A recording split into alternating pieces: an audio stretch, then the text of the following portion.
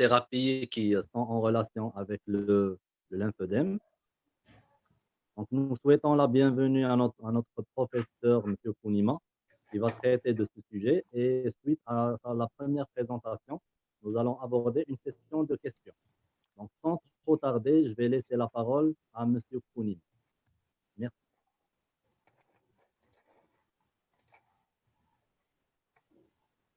Voilà, donc M. Kounima, à vous. تفضل. Merci, c'est Marwan. Merci, c'est Abdelrahim.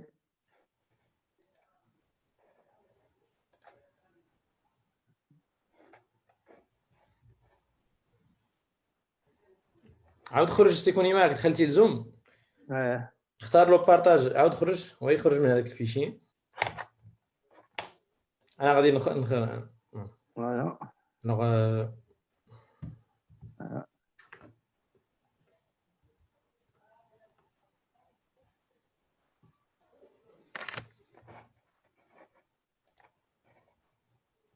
Ça va, je peux?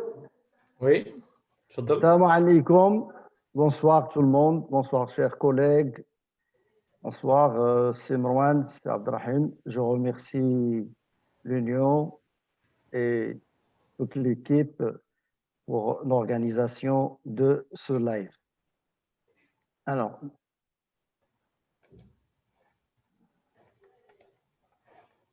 aujourd'hui, on va traiter le système lymphatique, le lymphodème, tout ce qui tourne autour de la question. Je vais d'abord vous présenter quelques dates, quelques histoires qui sont très importantes quand même pour savoir l'évolution du système lymphatique. En 1622, Ashley de Crémone, en Italie, en disséquant l'intestin d'un chien, il a vu quelque chose de blanc. Il a vu comme des petites veines et il les a appelées des veines lactées. En fait, c'était des vaisseaux lymphatiques. En 1628, comme vous le savez tous, William Harvey, c'est lui qui a trouvé la circulation générale, le circuit fermé qu'on connaît tous. En 1647, Jean Pesquet, le Français, a découvert la citerne de Pesquet, c'est que la connaît. Et en 1652, Thomas Bergson confirme l'existence du système lymphatique chez l'humain. Vous voyez que c'est très ancien. Le système lymphatique, c'est très ancien, mais l'évolution traîne. En 1889, Winnie Warter, c'est un chirurgien viennois qui était installé en Belgique. La Belgique revient souvent. À Liège, a introduit le massage dans son arsenal thérapeutique des lymphodèmes. Déjà. En 1932-1936, on arrive au fameux Émile Vauder. Émile Vauder, qui est un Danois, est passé par l'Allemagne. Il a rencontré Astrid. Ils se sont installés à Cannes, en France. Ils ont ouvert des instituts de massage. Donc, dans un premier temps, Émile Vauder était un masseur, faisait du massage.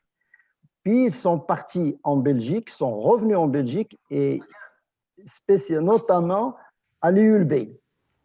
C'est à l'IULB que Émile Vauder a fait son doctorat en philosophie en 1928.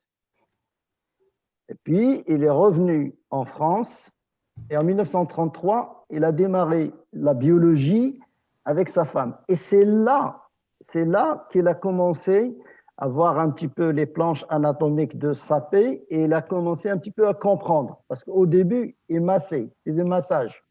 La coïncidence de William Harvey, c'est lui qui a trouvé la circulation. Monsieur Konima? Oui. Merci pour faire agrandir la page.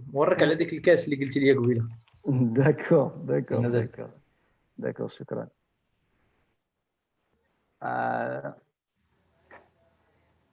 Ok, très bien. Voilà. Je vais aller plus loin. Alors, toujours Vauder, pourquoi je vais m'attarder un petit peu sur Vaudère, parce que on dit que c'est le père du drainage lymphatique.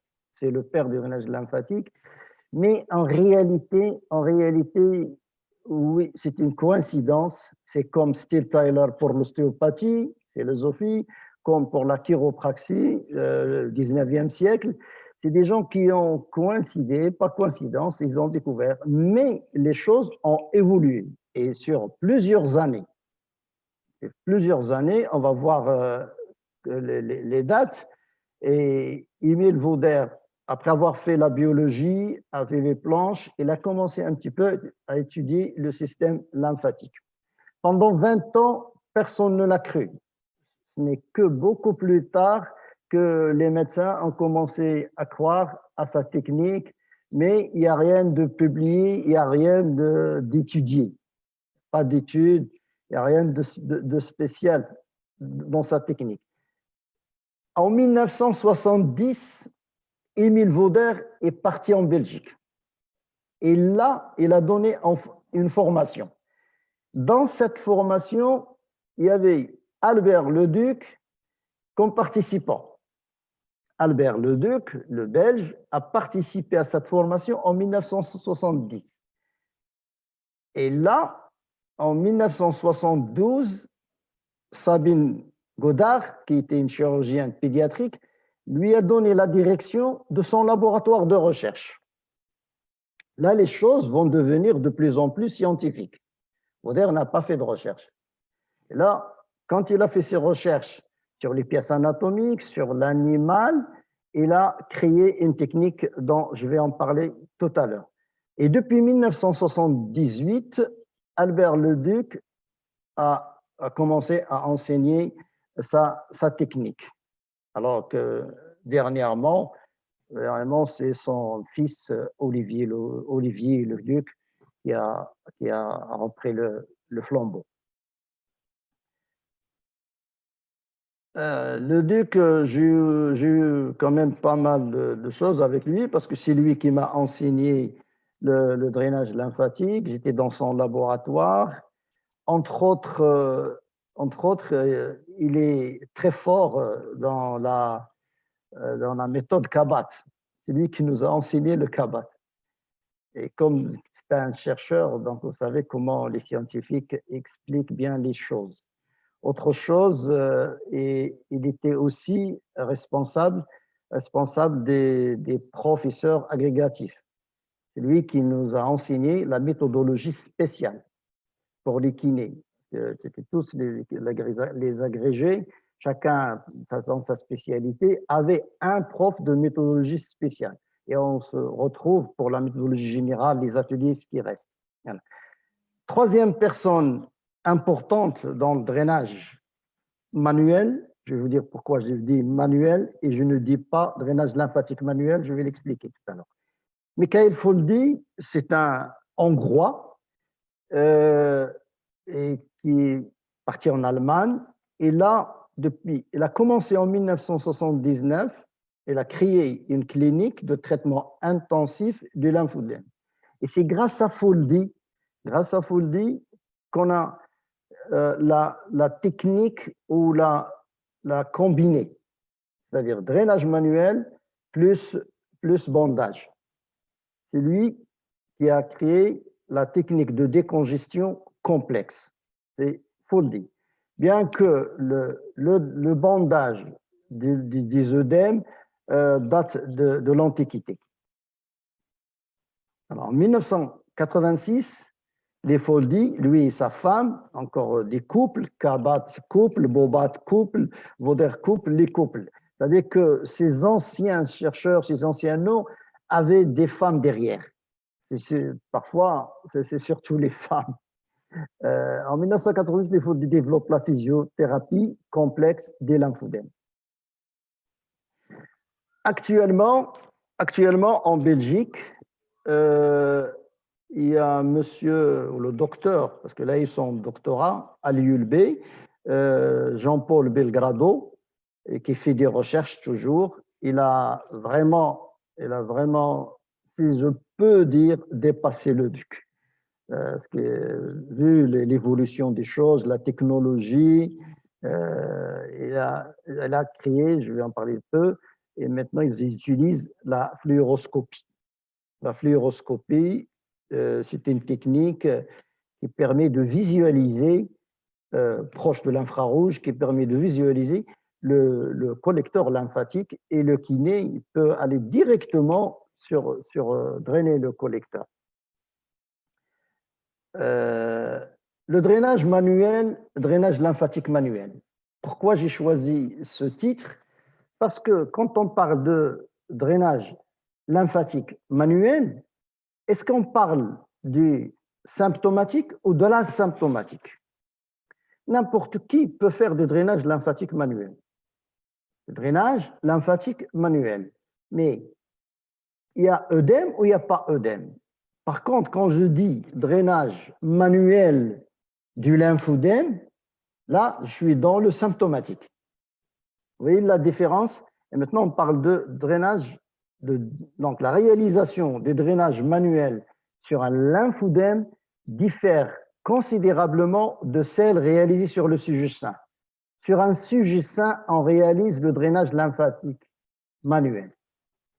Et sur pathologique, c'est le drainage manuel du lymphodème. Le drainage manuel est une technique de massage circulatoire. Ça, c'est massage.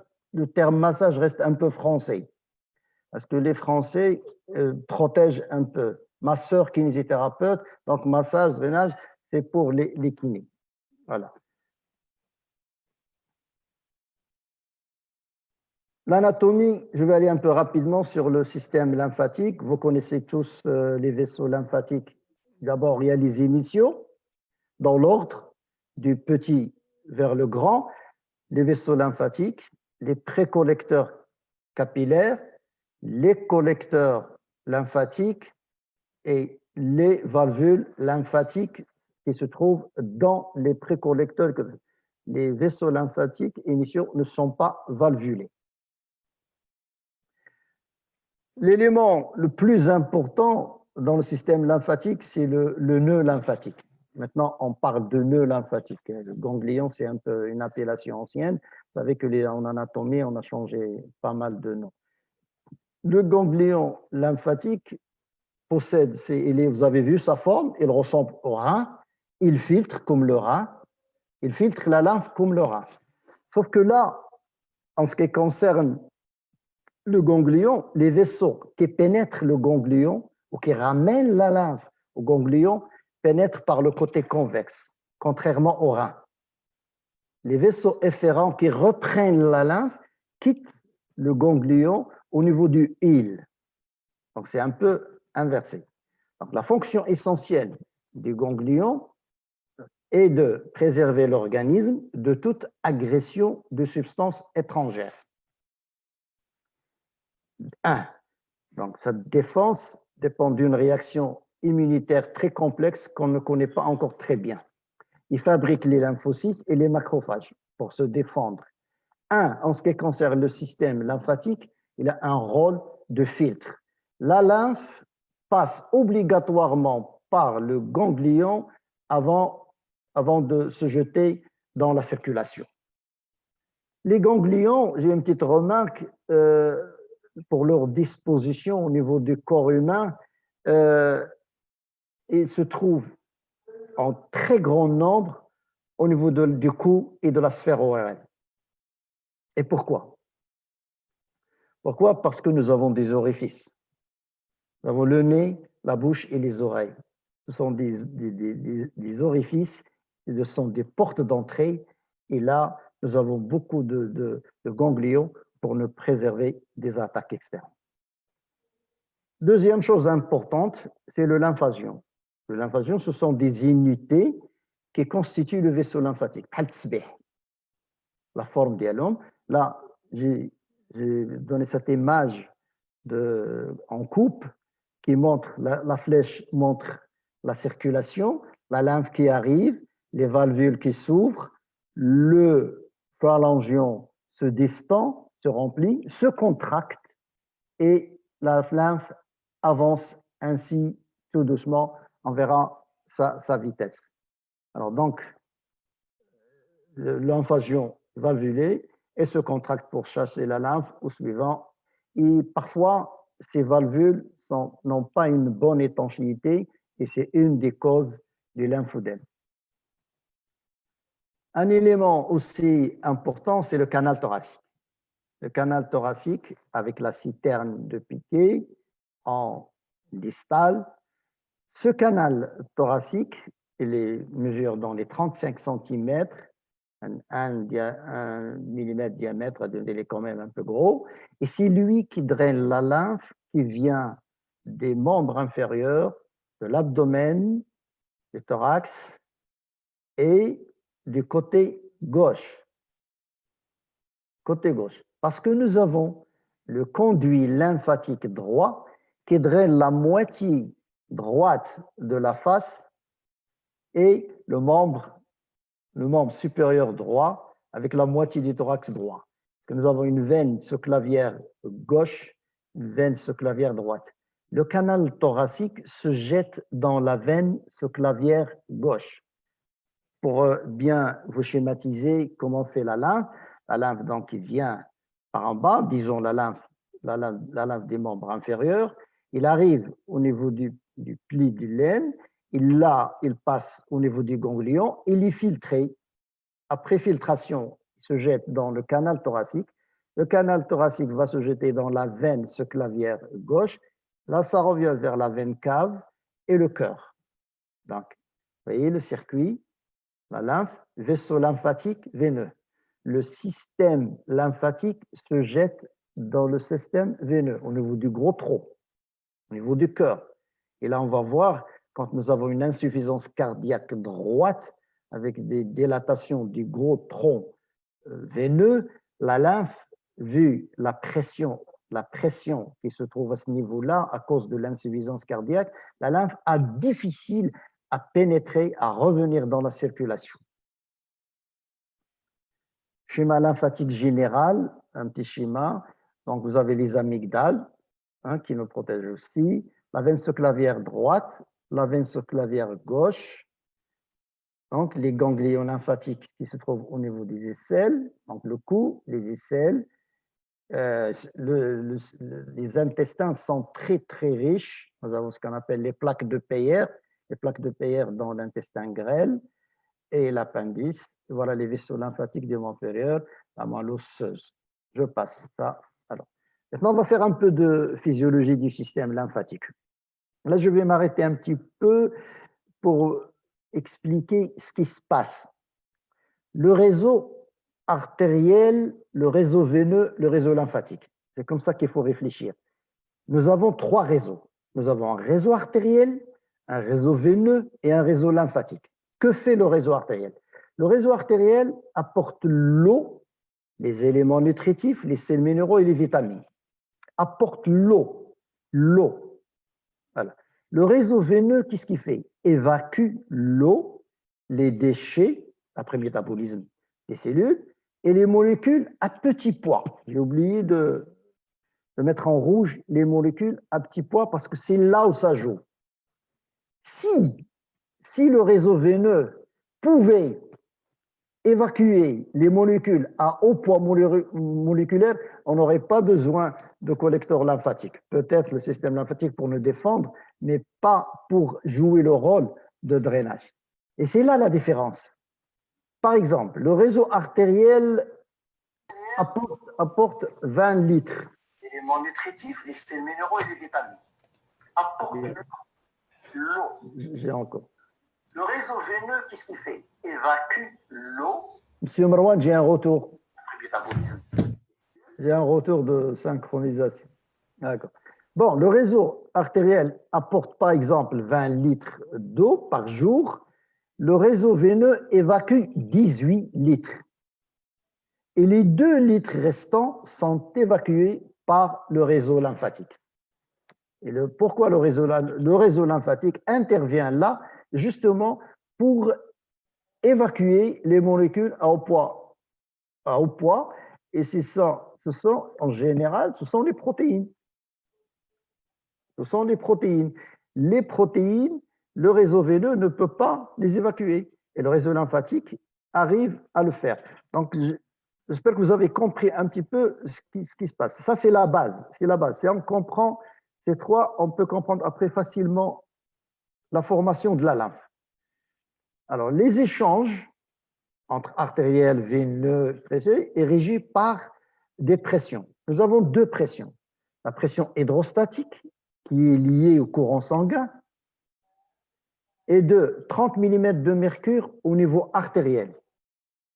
Et il tombe à 20 mm de mercure au niveau veineux. Donc voilà la différence. C'est cette différence entre la pression au niveau artériel et la pression au niveau veineux qui régit cet équilibre. La pression oncotique, elle est constante au niveau artériel et veineux.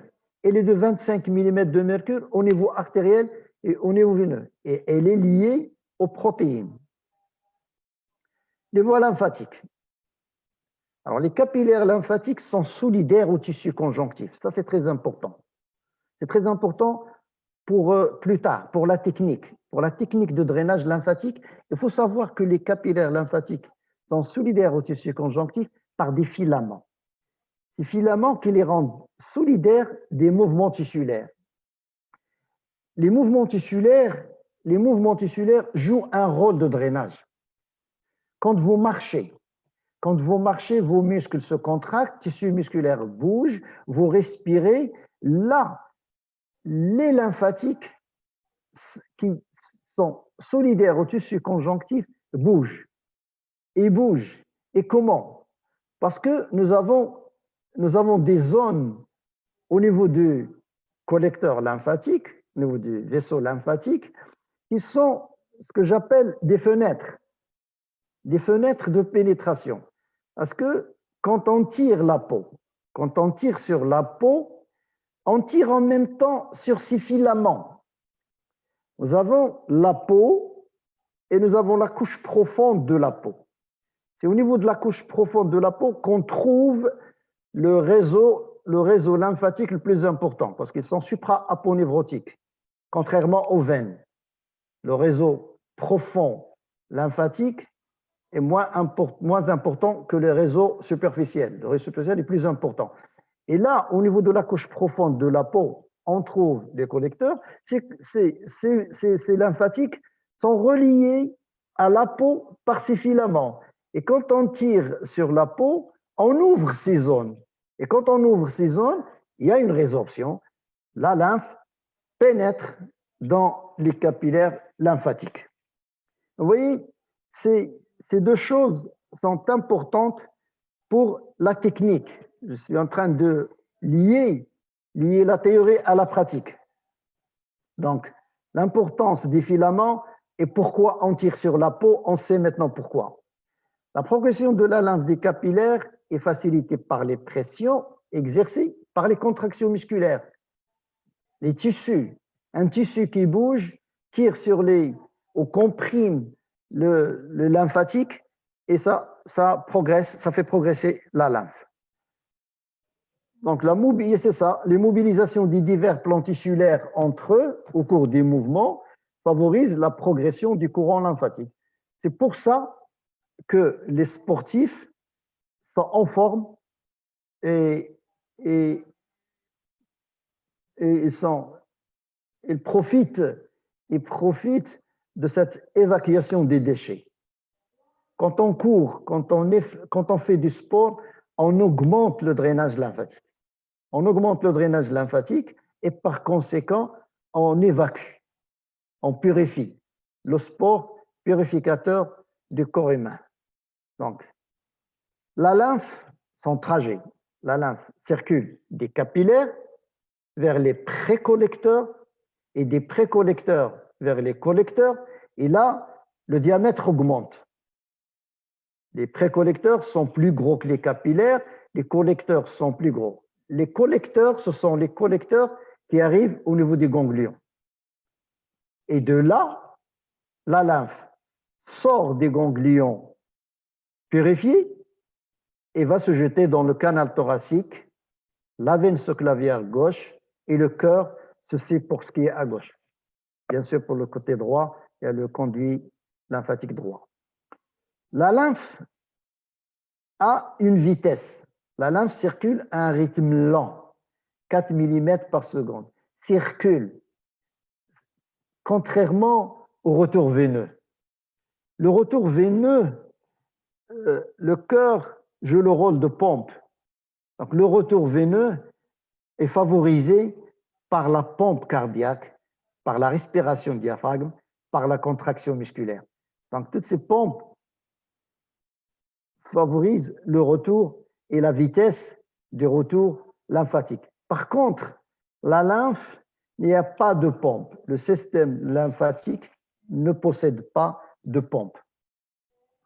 Un autre point, parce que là j'ai mis 6 points, parce que tout ça correspond au travail, à la technique. Maintenant qu'on sait que la lymphe circule lentement, la technique de drainage manuel doit être lente. Il faut calculer, comme je dis aux étudiants, 1, 2, 3, 4, 5. 2 choses je dois faire. Donc, je dois tenir compte des filaments pour ouvrir les fenêtres et je dois faire lentement. L'unité qui est comprise entre les deux valvules, c'est le lymphangion, c'est l'unité motrice. La respiration, bien sûr, favorise le retour de la lymphe dans le canal thoracique. Formation de l'œdème. La formation de l'œdème, pas le lymphodème, l'œdème. La formation de l'œdème résulte d'un déséquilibre entre l'apport de liquide, donc le système artériel qui ramène de l'eau, donc la filtration hors des sanguins, et le drainage de ce même liquide. C'est-à-dire, il y a une quantité d'eau qui arrive et doit être drainée. S'il n'est pas drainé, il y a œdème, il y a un déséquilibre, il faut qu'il y ait un équilibre. Donc l'œdème qui est lié à l'excès en apport liquidien est d'origine vasculaire. Parce que là, on va essayer de faire la différence entre l'œdème et le lymphodème. L'œdème et le lymphodème. L'œdème est d'origine vasculaire. Et elle présente le signe de Godet, que vous connaissez tous. Cet œdème peut être déplacé par des pressions de proche en proche. C'est-à-dire, vous voyez les jambes d'une personne, vous voyez un œdème, signe du Godet positif, vous appuyez, vous pressez. Si vous voyez qu'il y a une vague qui monte, que vous arrivez à déplacer l'œdème par des pressions de proche en proche, c'est vasculaire. C'est vasculaire. Donc, cette technique qui pousse cet œdème vers les régions, en général, c'est les pieds, c'est les jambes. C'est les personnes à problème. On verra les personnes qui font ce genre d'œdème. Alors là, quand la filtration est normale, l'apport en liquide est normal, mais le réseau d'évacuation est insuffisant. Et là, le réseau d'évacuation est insuffisant, c'est-à-dire le système lymphatique est insuffisant. Il y a un œdème qui s'installe. Mais là, ce n'est plus un œdème, c'est un lymphodème. Ce lymphodème, il faut l'attaquer immédiatement. Il faut attaquer le lymphodème tant qu'il est à la phase liquidienne. On verra les différentes phases du lymphodème. Le lymphodème passe par 3 phases. Mais la première phase, qui est la phase liquidienne, c'est là où il faut l'attaquer. Sinon, il s'organise, il devient fibreux, et là, ça devient très difficile. Il devient très difficile et on ne peut même pas le déplacer. On verra le traitement adéquat pour ça. Par augmentation de la pression hydrostatique. L'œdème par augmentation de la pression hydrostatique. Premier exemple, ce sont les varices. Dans les varices, on trouve une augmentation de la pression hydrostatique. Alors, les varices, c'est quoi? Dilatation des veines, insuffisance valvulaire, les protéines traversent la paroi veineuse et viennent s'accumuler dans le liquide interstitiel. Et bonjour l'œdème. C'est un œdème d'origine vasculaire. des varices, œdème d'origine vasculaire. Ce n'est pas un lymphodème, c'est un œdème. Plus tard, ça peut devenir véno-lymphatique. Deuxième exemple, les phlébites. Les phlébites, c'est un obstacle brusque au retour veineux. Le retour veineux ne se fait pas, automatiquement, la veine se dilate, les pores s'ouvrent, les protéines sortent, et la même chose, on vient au problème des varices. Œdème vasculaire. L'insuffisance cardiaque. L'insuffisance cardiaque, par augmentation de la pression veineuse, par insuffisance du cœur droit. Donc, il y a une augmentation de la pression veineuse des gros troncs veineux, et cette surpression veineuse va rendre difficile le retour de la lymphe dans le courant sanguin.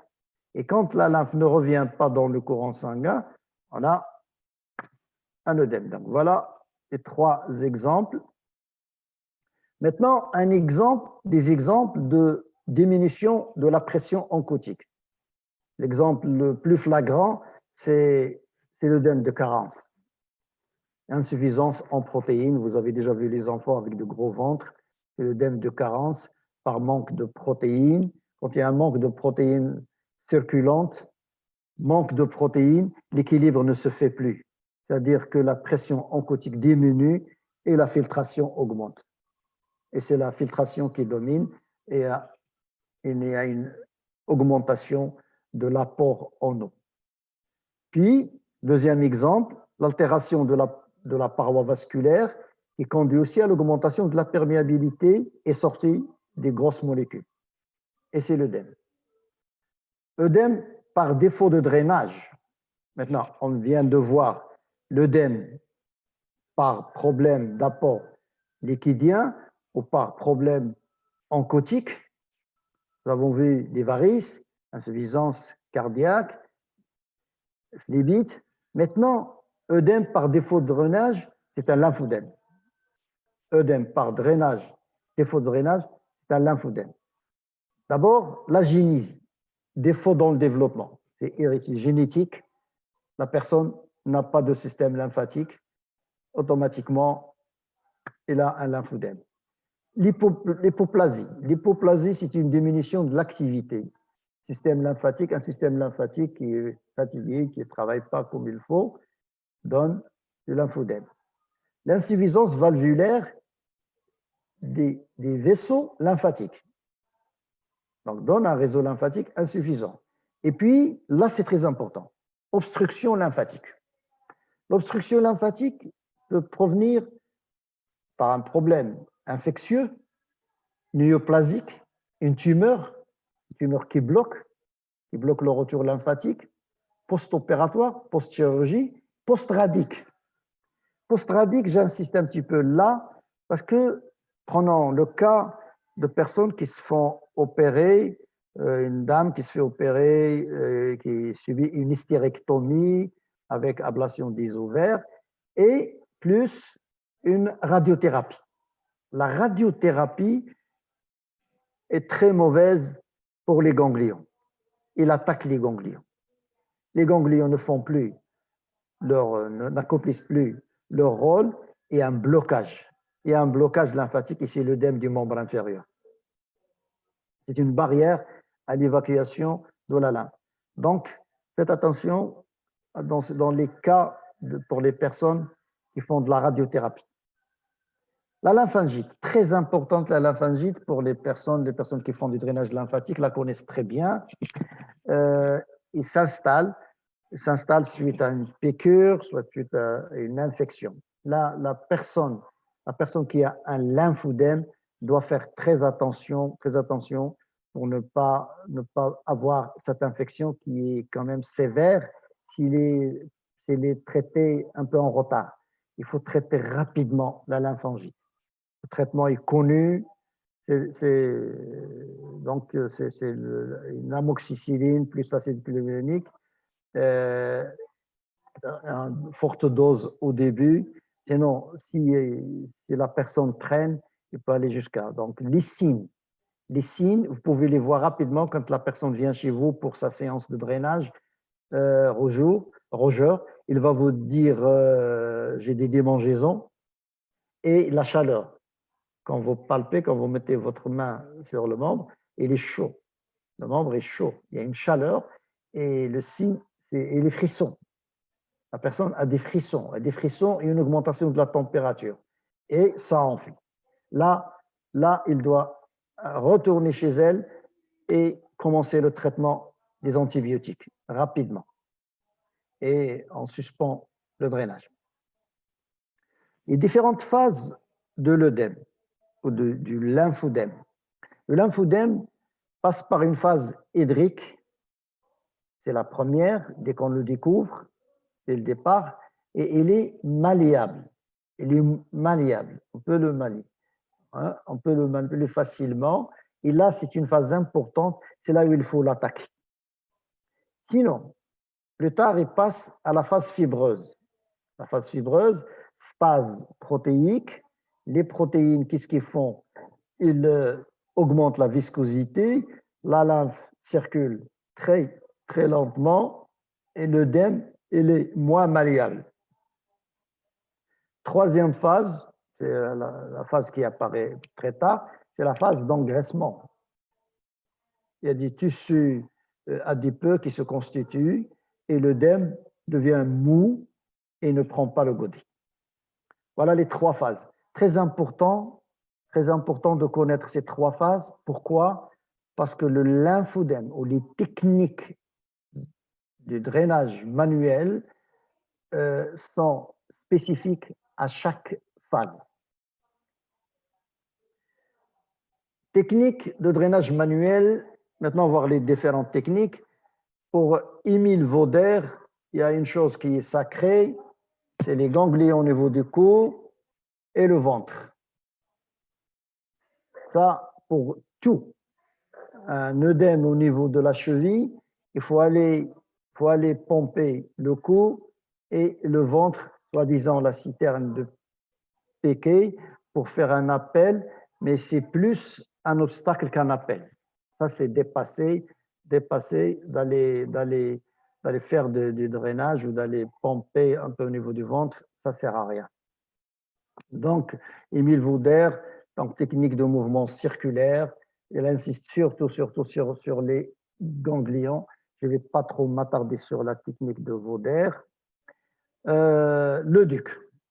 Alors, le duc a pris la technique de Vauder, la main, oui, il a fait ses études et il a commencé, ou il a trouvé ces trois manœuvres. Il parle d'abord de la sollicitation des ganglions, deux techniques d'appel, qui est maintenant sujet à problème, des anciens des drainages lymphatiques, ils sont en train de revoir, où ils parlent qu'ils ont fait des études, des recherches, et que ça ne sert à rien de faire de l'appel. Moi, je le fais toujours, mais ça dépend de la technique. Parce que quand vous faites de l'appel et que vous ne le faites pas bien, c'est sûr, vous bloquez un petit peu la résorption. L'appel se fait loin du lymphodème. Par exemple, après cancer du sein, la dame, il a un lymphodème de l'avant-bras. Lymphodème de l'avant-bras, l'œdème se fait au niveau du bras. Et la résorption se fait au niveau du lymphodème. Si vous avez un lymphodème global, là, vous allez faire l'appel loin, c'est-à-dire on peut aller chercher les ganglions contralatéraux de l'autre membre au niveau du dos, chercher des routes pour drainer la lymphe et essayer d'assouplir au maximum la racine et faire de la résorption directement. Technique d'appel. Alors, la technique d'appel, comme j'ai dit tout à l'heure, s'applique au niveau de la partie où il n'y a pas l'œdème. On ne fait pas d'appel au niveau du lymphodème. C'est au niveau où il n'y a pas. Alors, l'ancrage par le bord radial. L'ancrage par le bord radial. On attaque directement par le bord radial et on déroule la main sur place en tractant la peau vers le haut. Ce n'est pas un glissement, ce n'est pas un massage. Donc, ancrage, qui dit ancrage, il dit donc bloqué, et puis je tracte, je tire vers le haut la peau et je déroule ma main. Je déroule mes doigts, je déroule ma main. Je peux utiliser ma main, je peux le faire avec mes doigts. Ça dépend de la situation, comment je suis.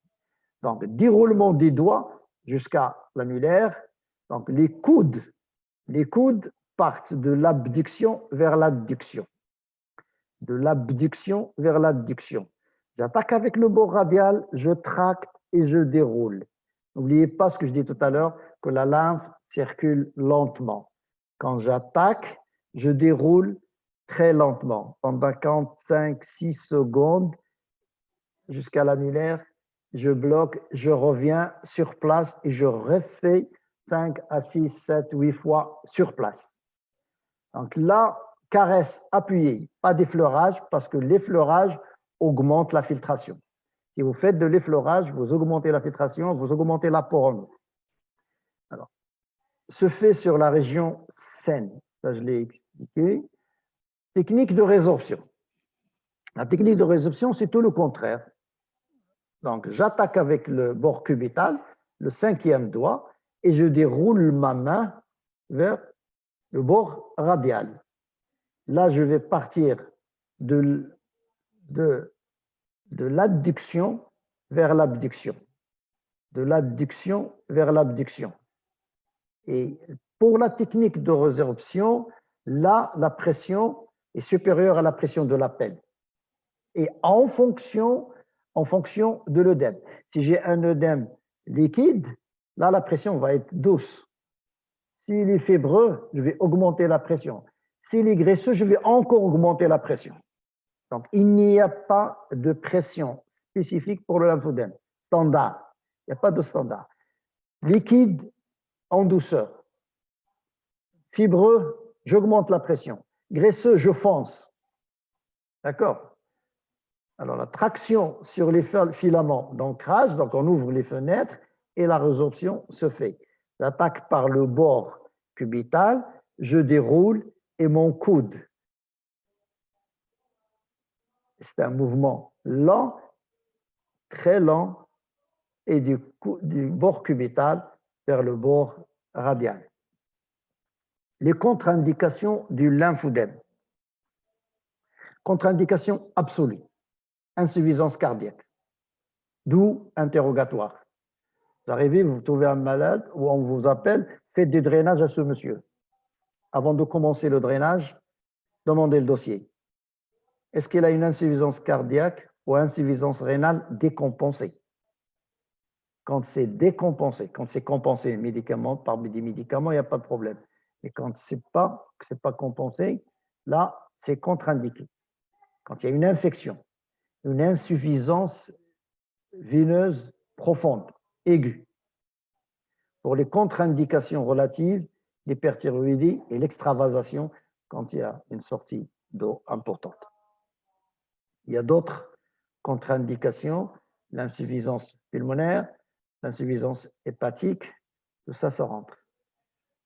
Maintenant, on arrive à la deuxième chose, vous voyez. Donc, j'ai drainé.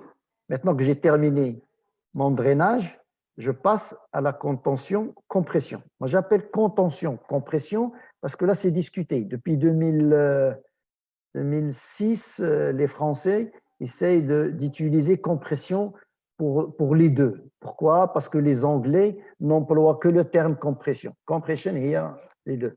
Par contre, pour nous, la contention, vous allez voir pourquoi la contention et la compression, ce n'est pas la même chose. Contenir et comprimer, ce n'est pas la même chose. Alors, il y a deux types de contention. Il y a la contention provisoire et la contention permanente.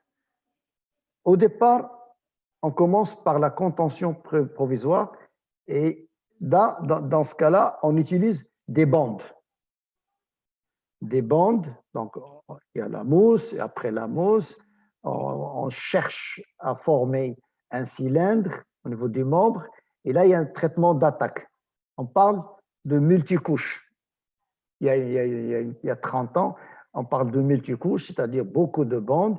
Il y a des centres qui continuent encore à utiliser les multicouches et d'autres qui utilisent juste une bande rigide et une bande élastique.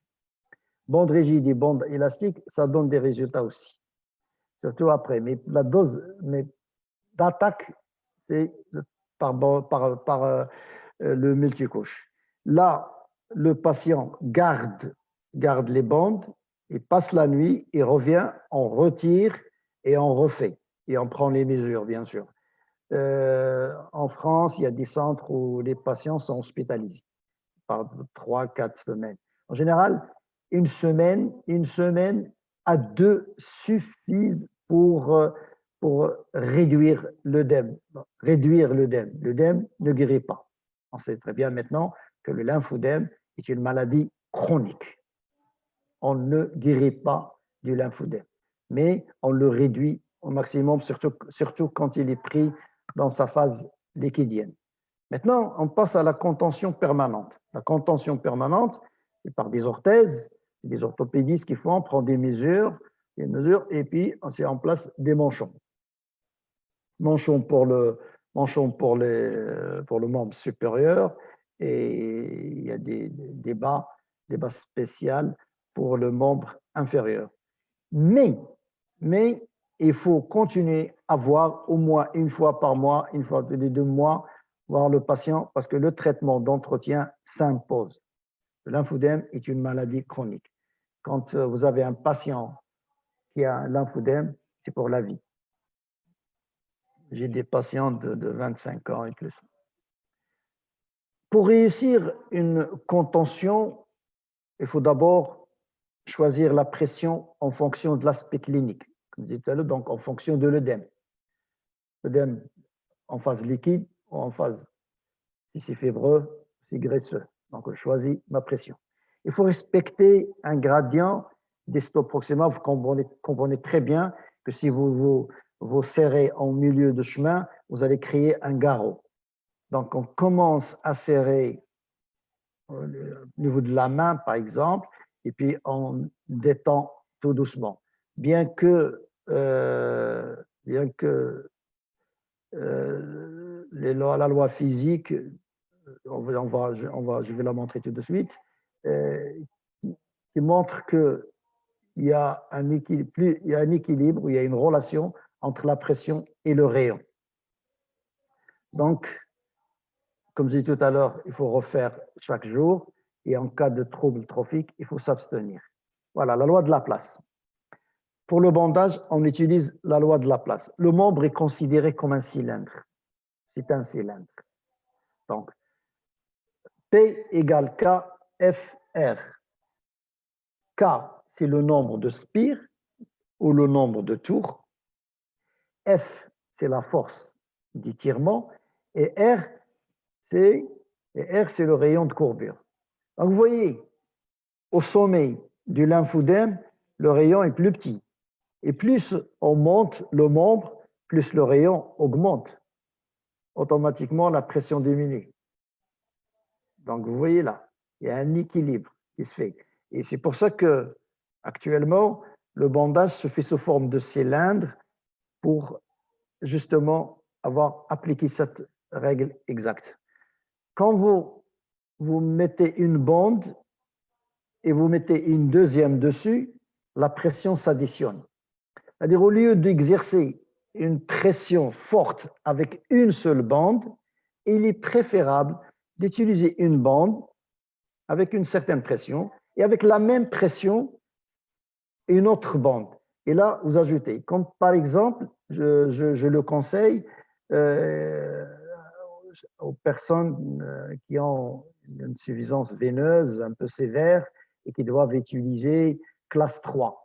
Classe 3 est très difficile à mettre. C'est ce qu'on a ici au Maroc. Ils sont très difficiles à mettre.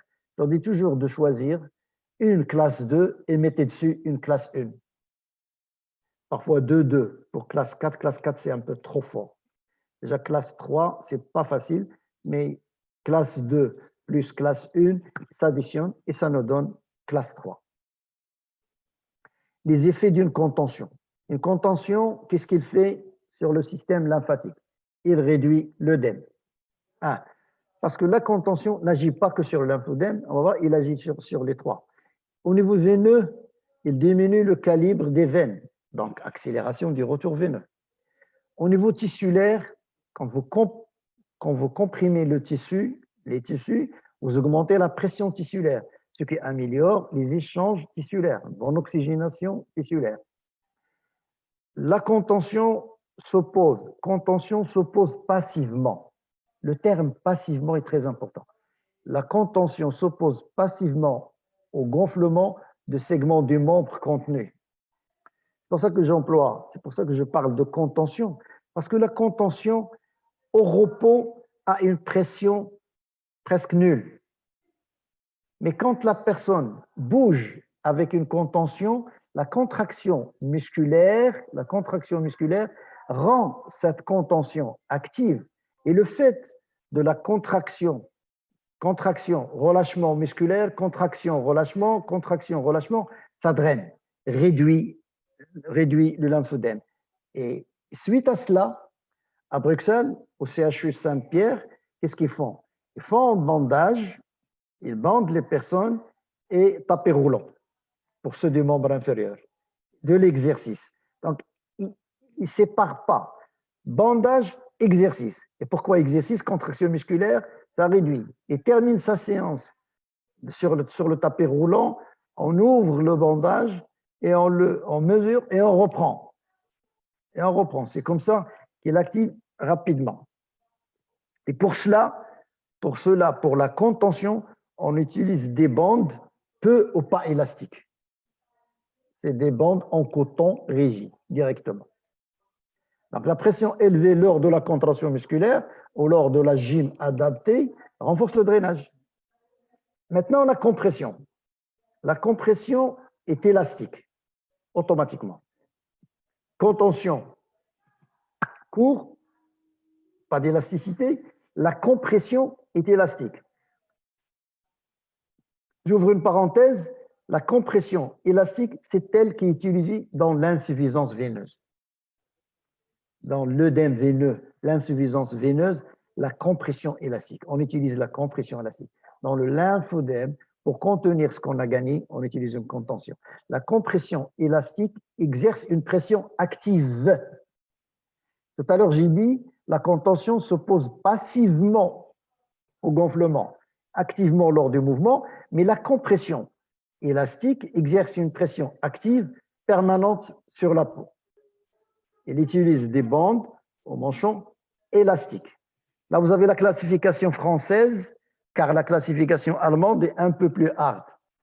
Là, vous avez classe 1 qui va de 10 à 15, classe 2 de 15,1 à 20 mm de mercure, classe 3 de 21 à 36, classe 4 plus de 36 mm de mercure. Et c'est ça, il existe des débats de contention avec ces classes que vous pouvez prescrire à vos patients. Maintenant, en France, le kiné a le droit de prescrire les bandes et de choisir ce qu'il doit faire.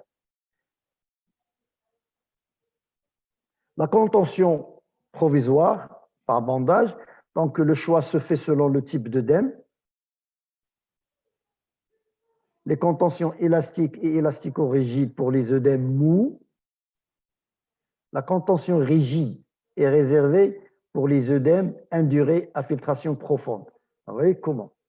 Bandage à multicouche, la mise en place, je vais passer un peu rapidement. Donc, vous placez un jersey, une bande d'OAT, 2 bandes de mousse et 3 bandes à allongement court. La première, la deuxième et puis la troisième. S'il y a douleur, il faut défaire et il faut vérifier la couleur des angles et la sensibilité. La contention élastique par manchon élastique, ça c'est pour le définitif, pour la permanente. Contre-indication aux contentions. La lymphangite, les résipèdes, c'est le lymphangite mais souvent au membre inférieur. L'artériopathie stade 3. Alors, pour les centres comme Centre Nord, par exemple, il y a des médecins là-bas et qui peuvent qui peuvent, avec un écho-Doppler, mesurer la pression systolique qui se prend au niveau du membre inférieur, tout près de la cheville. Et là, s'il y a une artériopathie, donc si la pression systolique est inférieure à 0,6, la contention est contre-indiquée. Matériel d'ostéosynthèse, hein, à cause de l'exudat, eczéma, l'allergie au latex et les plexopathies et diabète. Pour les plexopathies et les diabètes, ce ne sont pas une contre-indication. Mais là, il faut adapter au cas par cas si c'est nécessaire.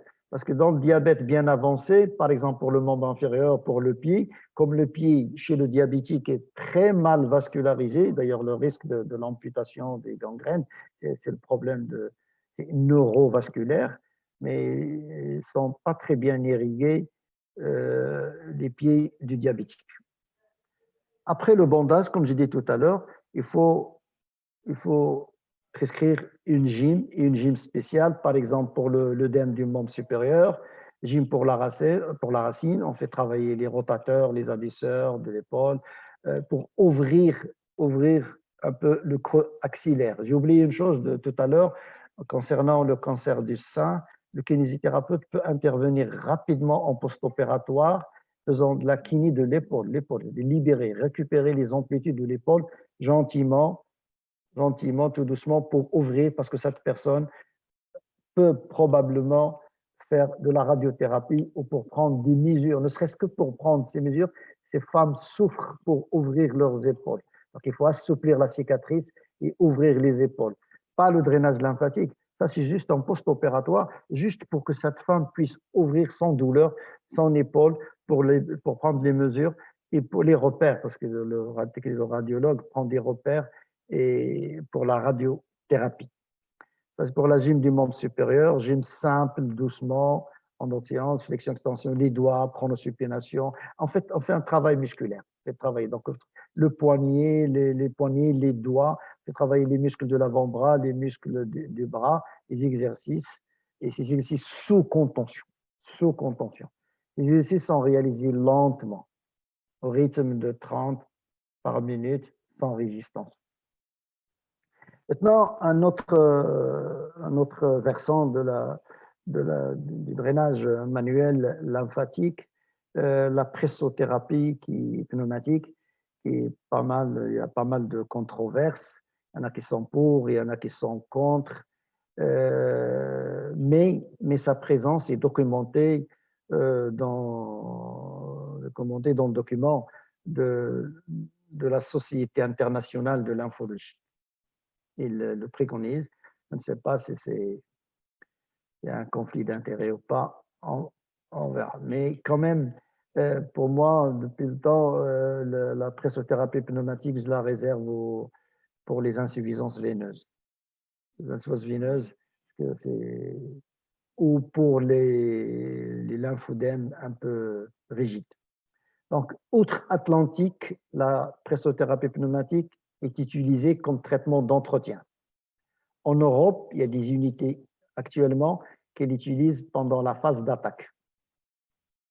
La pressothérapie peut cibler 3 secteurs. Donc, il peut cibler la veine, donc les vaisseaux veineux, les lymphatiques et le milieu interstitiel. Sauf qu'il y a 2 principes essentiels pour l'utilisation de la pressothérapie. Le premier, c'est que l'action doit être centrée sur le site du lymphodème. Il n'est pas nécessaire d'agir ni au-dessus ni en dessous.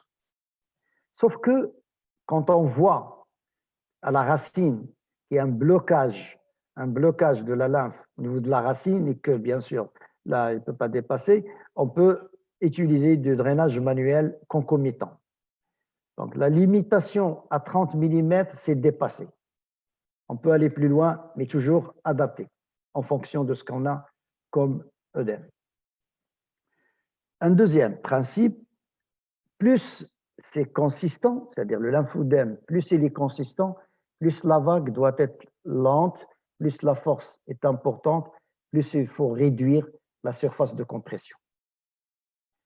L'histoire des chambres abdominales constitue plus un obstacle qu'un appel. Les chambres abdominales, ne les utilisez pas. Ils bloquent il faut plus plus que faire un appel. La pressothérapie avant l'œdème est indiquée pour le lymphodème consistant. Si vous avez un lymphodème consistant, vous savez très bien que manuellement, vous n'allez pas réussir grand-chose. Vous pouvez démarrer par la pressothérapie et le lymphodème vient peaufiner ce qu'a préparé la pressothérapie. Le drainage manuel réalisé simultanément quand le lymphodème déplacé par la pression s'accumule à la racine ou bloque le drainage.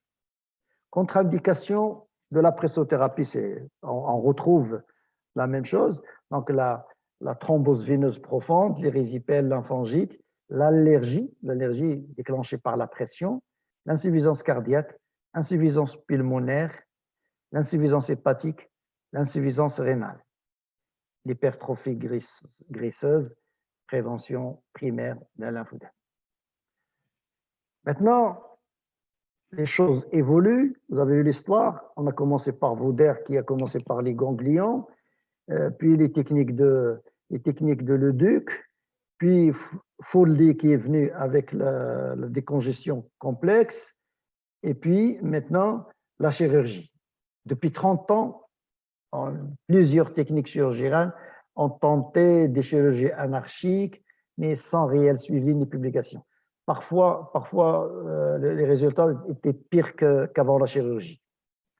Par contre, il existe deux grandes indications de la chirurgie qui sont importantes, celle des organes génitaux externes et celle réalisée après physiothérapie.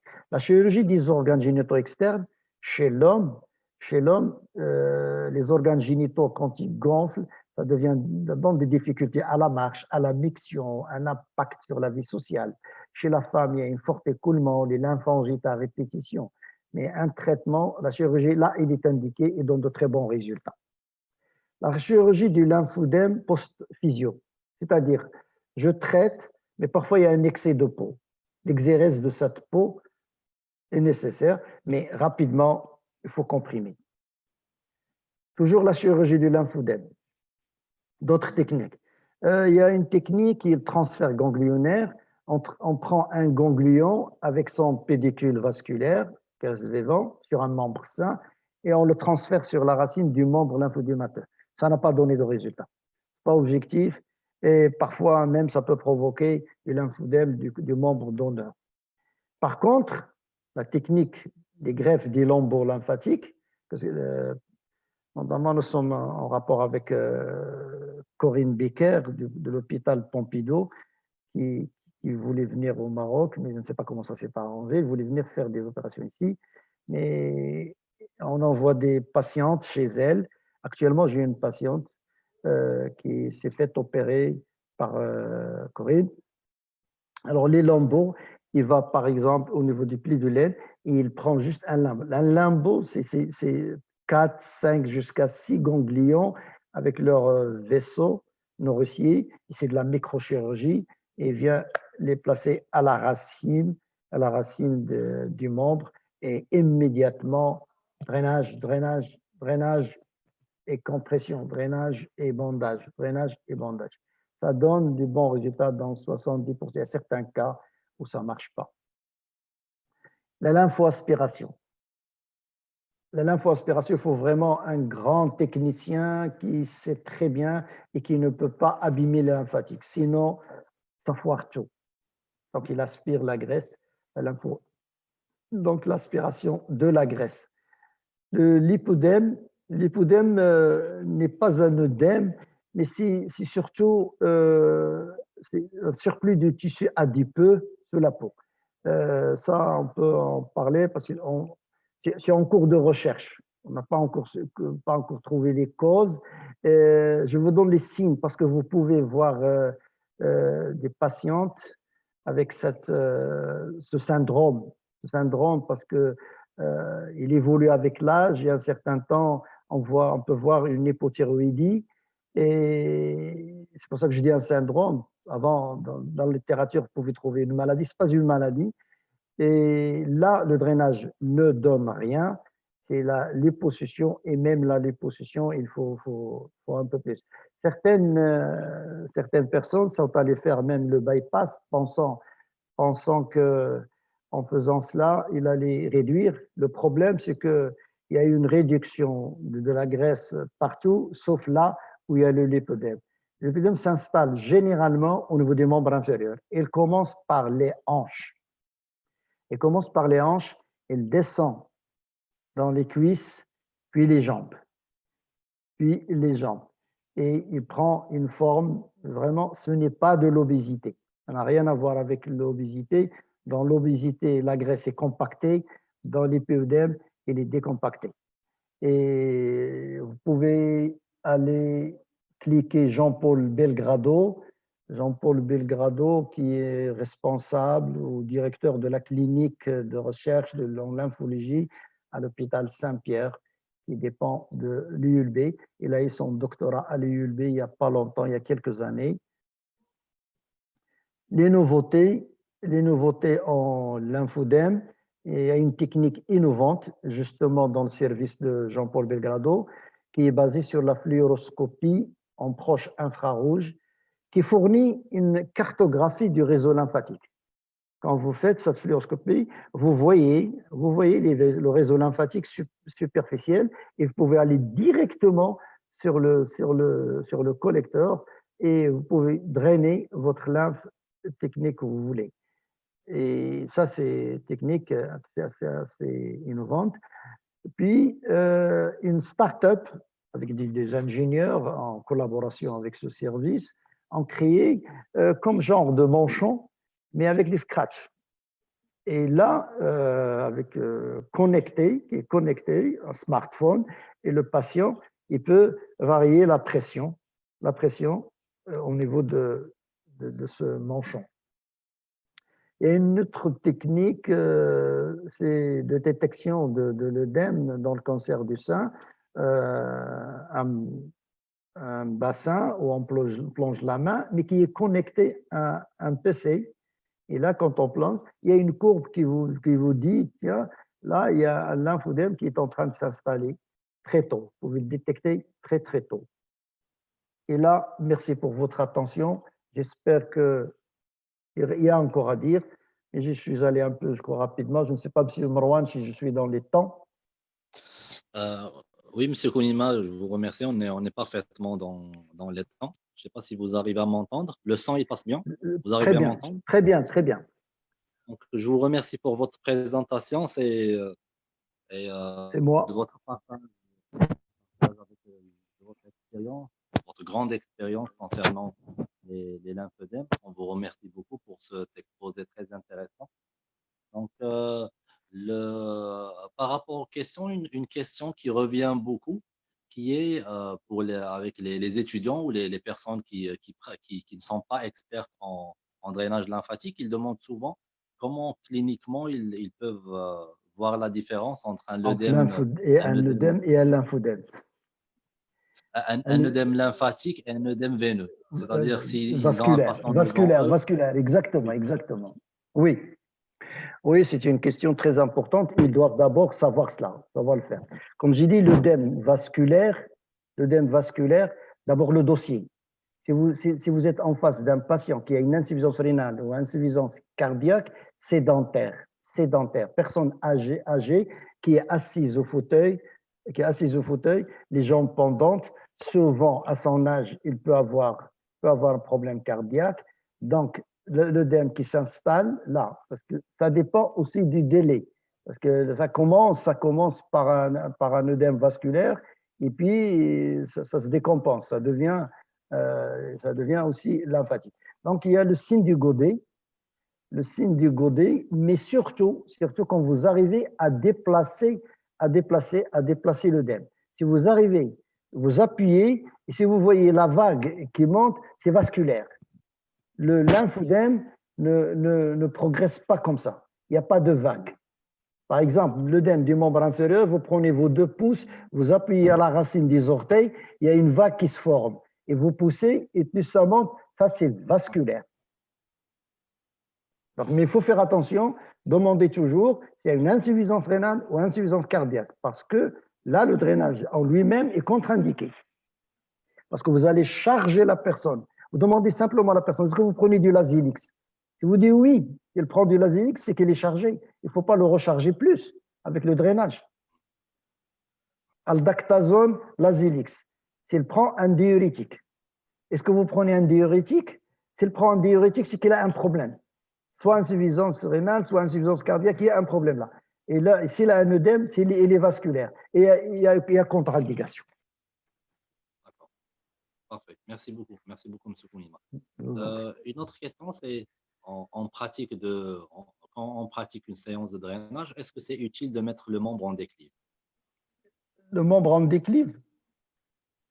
Surélever quand on fait le drainage manuel, est-ce que c'est important ou est-ce qu'il faut se prendre, pour les étudiants, est-ce qu'il faut se prendre la tête avec ça ou c'est pas la peine ça? Non, pas la peine de se prendre la tête avec ça. Si c'est confortable, si vous pouvez mettre, si ça vous dérange pas, parce que mettre en déclive, ça, par exemple, c'est un peu difficile. Difficile techniquement, c'est un peu difficile. Ça va vous déranger un petit peu. Si vous mettez un coussin sous le talon, le patient risque d'avoir mal au genou. Et un vide qui se crée, ça fait mal. Si vous placez quelque chose qui va de la racine du membre, ça va vous déranger. Ça va vous déranger parfois parce que vous êtes amené à prendre une direction et bien. Donc ça revient. Le sens, le drainage lymphatique a un sens. Le drainage lymphatique a un sens et le sens du drainage lymphatique, c'est le sens du retour veineux des veines. Je donne un exemple. Par exemple, pour le membre inférieur, la veine saphène interne, qui va directement à la racine, donc qui part de la jambe et qui va directement à la racine de la cuisse. Là, il faut pousser la lymphe vers cette veine, vers la veine saphène. Allez vers la veine saphène. Ramenez le tout vers la veine saphène, direction le triangle de Scarpa. J'ai oublié de parler du sens. Donc, le drainage lymphatique a un sens et un rythme. Oui, monsieur Mohamed. On aimerait bien aussi avoir votre retour d'expérience par rapport au bandage multicouche et notamment l'utilisation, pour ne pas citer le mot commercial, pour le Mobiderm par exemple. Est-ce que vous avez, on aimerait bien avoir votre retour d'expérience? Le Mobiderm, on peut l'utiliser dans les lymphodèmes consistants, dans les lymphodèmes anciens. Une femme qui vient chez vous après 4 ans, 5 ans, vous voyez son bras qui est gros, qui est consistant, qui est mou, graisseux, le Mobiderm. Et là, c'est pour les mobilisations tissulaires, mais y compris tissulaires. On peut l'utiliser et voir, pourquoi pas. D'accord. Mais pas multicouche. Là, vous allez protéger et mettre le lymphodème directement. Parce que déjà, le lymphodème, il est gros. Le Mobiderm, pardon, il est assez gros. Monsieur Kounima, on n'a pas d'autres plus de questions. Donc, avant de clôturer cette rencontre, nous réitérons notre remerciement et notre honneur que vous nous avez fait pour cette présentation, votre présence pour ce soir. Et puis, je vous donne un dernier mot de la fin. Merci beaucoup. Et ça me fait plaisir et ça ne me rajeunit pas quand je dis que j'avais Marwan comme étudiant il y a 20 ans. Je voyais le jeune Marwan, c'est un honneur pour nous. le jeune Marwan qui était un très bon étudiant. Il s'est métamorphosé avec cette moustache et cette barbe et son vélo. J'ai toujours un vélo. Oui, ça c'est bien, ça c'est très bien. C'est pour ça que tu as toujours la ligne. Tu gardes la ligne. Et Nasreddin Abdelrahim, que j'ai encadré pour un mémoire, que j'en parle toujours, et c'est lui qui a choisi le torticolis congénital. C'est bien ça, Abdelrahim? Exactement, cher professeur. Ça fait combien d'années là? Presque 2005. Et vraiment, ça fait 15 ans. Ça fait longtemps. Abdelrahim m'a surpris pour le choix de ce mémoire qui était très difficile, mais je l'ai laissé faire parce que c'est rare de trouver. Et je me suis dit, tiens, je le laisse faire, il ne va pas trouver de cas. Mais je pense, si ma mémoire est encore bonne, il a trouvé combien? On a travaillé presque 13 cas. 13, exactement, déjà. Bravo. C'est extraordinaire d'aller, parce que, mais il est allé un peu partout. Il est allé même à Rabat, Salé. Exactement, oui. Donc, ce mémoire, je ne l'ai pas oublié. Merci, c'est vraiment... Ça fait plaisir, de... Voilà, vous êtes déjà des grands garçons. Alors, c'est très bien. Vraiment, ouais. Et je suis à la disposition de tous ceux qui ont été mes étudiants, tous les autres praticiens pour toute question. Et je suis encore là. Et merci beaucoup à la MPKSP et les MPKSP. Voilà. Donc, alors, merci à M. Kounima, merci à toutes les personnes qui nous ont suivis. Et puis, au nom de l'Union de l'Association marocaine des kinésithérapeutes et de l'Union marocaine des kinésithérapeutes, on vous donne un rendez-vous pour des prochaines conférences en ligne. Merci. Inch'Allah, avec plaisir. Merci. Oui. Alors, avant, une question, elle vient en retard. Notre collègue Taha Al-Qadiri, elle pose la question, est-ce que les bas de contention remplacent le bandage? Les bas de contention ne remplacent pas le bandage parce que l'indication est différente. Voilà. Alors, les bas, c'est-à-dire le timing, dans le timing. C'est-à-dire quelqu'un qui a un lymphodème, je ne viens pas directement lui placer des bas de contention. Il faut que je commence toujours par le bandage. Je réduis le lymphodème par le bandage et après, je peux placer les bas de contention. Après. Donc, les bandes, quand l'œdème n'est plus là, enfin, presque réduit, je passe au bas de contention. Très bonne question. Je salue M. Taha.